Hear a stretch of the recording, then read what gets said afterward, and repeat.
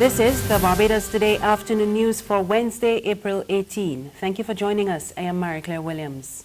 Our top story this afternoon, a warning that Barbados' health services have not evolved enough to meet the demands of the island's changing health profile. PAHO representative for Barbados and the Eastern Caribbean, Godfrey Sureb, says the rise in non-communicable diseases has left Barbados in need of a cadre of health officials who were not needed in previous decades.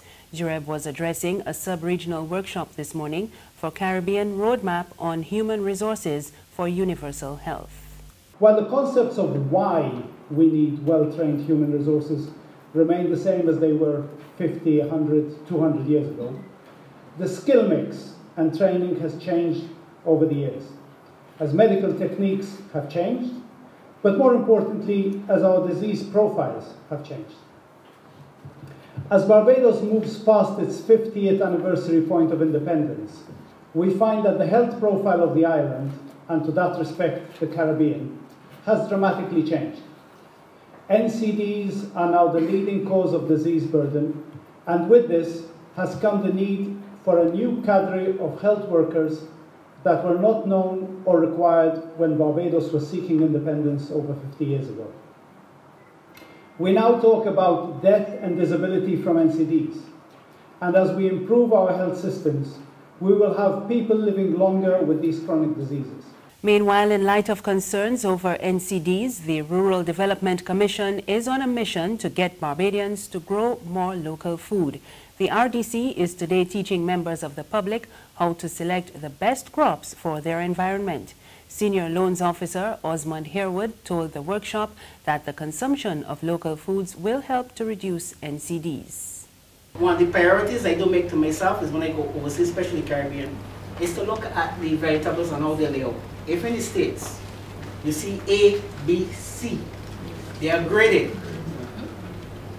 And I'm sorry to say to you, I know some of the stuff that comes here has to be C. It is not A.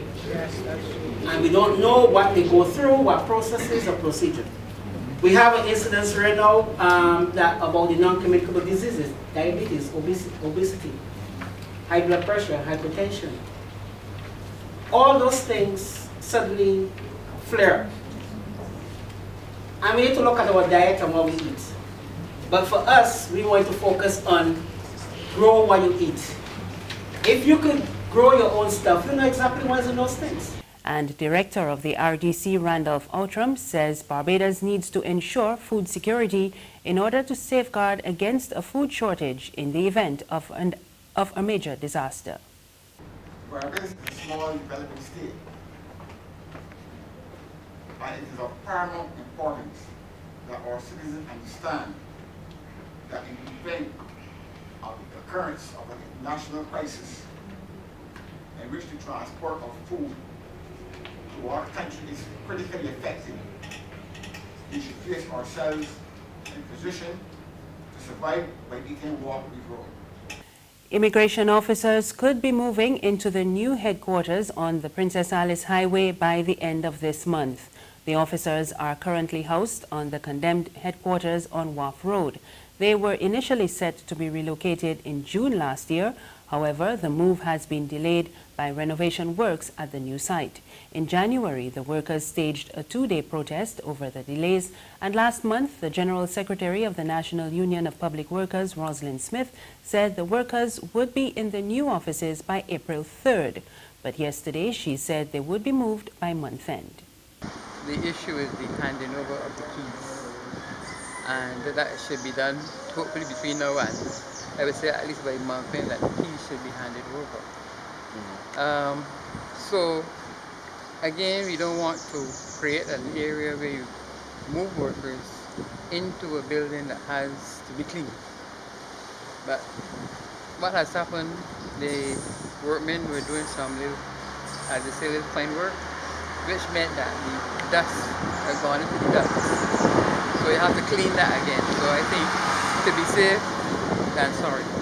So I don't want to push to move them in there and then you hear that the person's coming down with issues.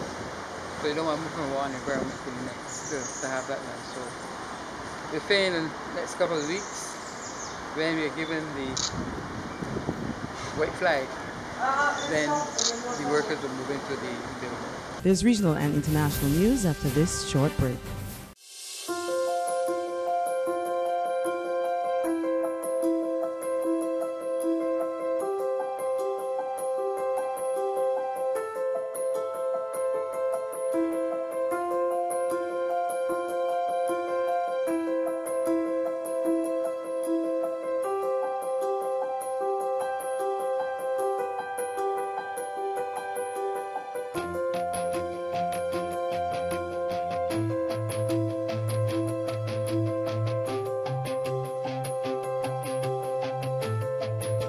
Barbados Today, news you can trust. Thank you for staying with us. We're back with news from the region. The World Bank is reporting that Latin American and Caribbean countries have turned the corner after a year of tepid growth. It gave the assessment in the latest semi-annual report, but the institution is warning that many countries remain in a fragile fiscal situation after several years of weak growth. The World Bank is predicting that the Caribbean will record 3.5% growth in 2018 and 3.4% in 2019. And in other regional news, an executive of the cash-strapped Bahamas Air says he is optimistic about the company's future despite being in the red for several years. We get the details in this report from ZNS Network News. Bahamas Air has operated at a deficit for years, but Managing Director Tracy Cooper says the situation is getting better.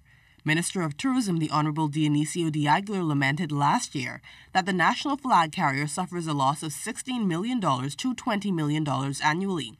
Cooper, who spoke with ZNS News recently, however, says the airline is making strides and is without a doubt improving. We've had a 10% improvement in revenue, and in our budget coming up for 2018-19, we are putting in another 9% improvement. So overall, over a 2-year period, we would have improved the airline by roughly about 19% revenue. The airline executive says despite market competition, Bahamas Air has been doing well, and that has been spurred partly by the opening of Bahamar. Those 1,400 rooms by hired has been a great benefit to Bahamas Air.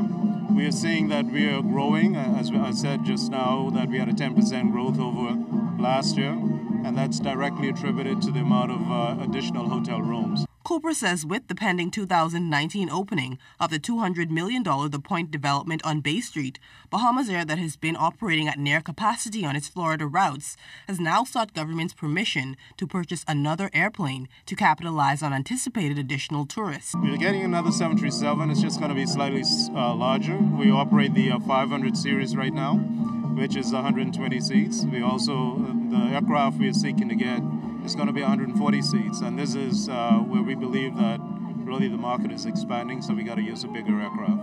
Cooper says the Florida market is the biggest for Bahamas Air, and with the acquisition of a new airplane, it intends to shore that up while considering the addition of new routes.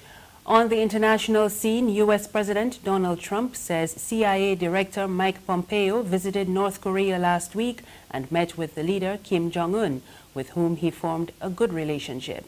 It is the strongest indication about Trump's willingness to become the first U.S. president to meet a North Korean leader. We get the details in this Reuters report.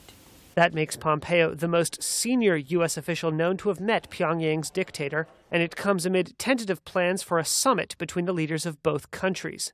Reuters correspondent David Brunstrom. As we understand it, the meeting was set up by South Korea's intelligence chief, who met with Kim Jong-un himself last month.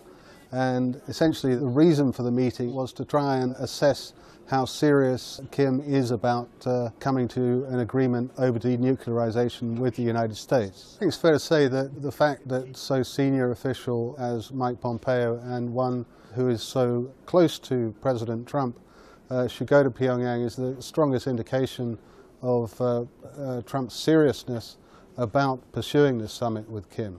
We've had talks at the highest level. Well, let's leave it a little bit short of that. But we have had talks at the highest level. And it's going very well, but we'll see what happens. Trump on Tuesday said the time and place of the meeting with Kim are still being determined, but he did say it wouldn't be in the United States. And while it was possible that the summit could take place in May or early June, it may not happen at all. On Wednesday, South Korea said at its own upcoming summit with Kim Jong-un next week, it's hoping to change its armistice with North Korea into a real peace deal. The two sides are technically still at war and have been since the Korean War in the 1950s. Trump said he backed efforts to reach a new agreement. Subject to a deal, they would certainly have my blessing, and they do have my blessing to discuss that.